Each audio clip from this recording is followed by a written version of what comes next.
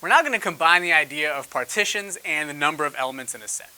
So let's suppose the set X is partitioned into the subsets x1, x2, x3, etc., all the way up to xm. So we don't know how many subsets there actually are in the partition, but there are going to be m of them. Then the number of elements in X is equal to the number of elements in x1 plus the number of elements in x2 plus the number of elements in x3 all the way up to the number of elements in xm. So let's think about why that's true for a second.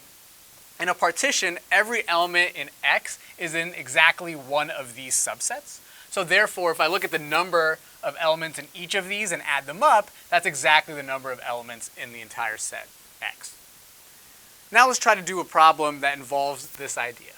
So let's suppose a set X has 48 elements, and it's partitioned into 3 sets, x1, x2, and x3.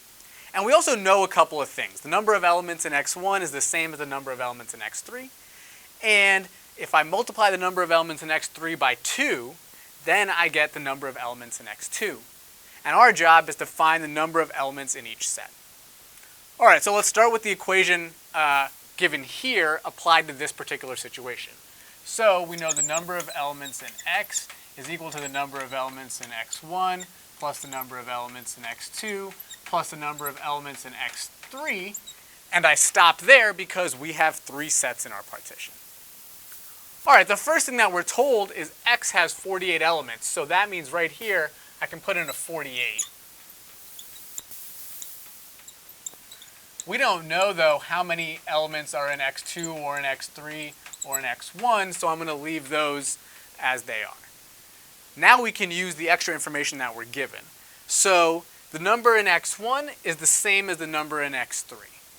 Okay, so I can rewrite this, but the number in x1 is the same as the number in x3, so this is just equal to the number in x3. Also, the number in x2 is the number in x3 times 2. So the number in x2 is 2 times the number in x3. And then finally, the number in x3 is, well, the number in x3.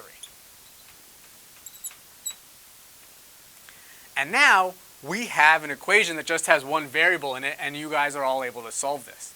So let's simplify on the right side by adding all of this stuff up together. And I have 1 plus 2 plus 1, so that's 4 times the number of elements in x3. On the right is equal to 48. We can divide both sides by 4. So the number of elements in x3 is equal to 48 divided by 4, which is 12.